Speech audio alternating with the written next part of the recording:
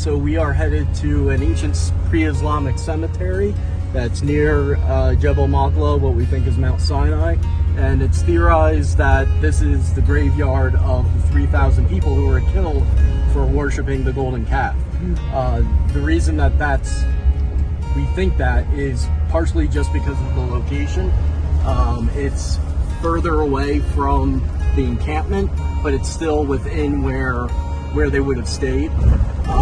So according to the Bible, the biblical regulations were that you couldn't have a graveyard within an encampment.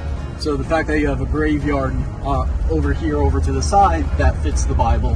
We know that the 3,000 people had to be buried somewhere, and the Saudi archaeological position against this, they'll say it's actually too old.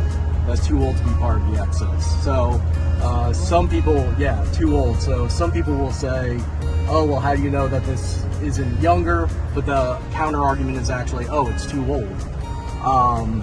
But obviously that type of dating is subject to interpretation, and in science, the dating of things is always getting revised.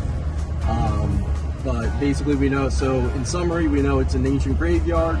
It makes sense that it would be where the 3,000 people were buried, based off of its location in comparison to the golden calf worship site and the encampment. It's also a mass burial site.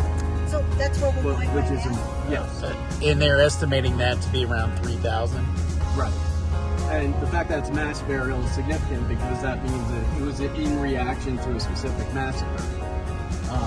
Dr. Glenn Fritz is the one who looked at overhead imagery, and he concluded that this was all the burials happened at once. So mass burial site near where we think the golden calf worship went on. You can see why it makes sense that they would think this connected. Thank you very much, Mr. Ryan. Yes, you're very welcome.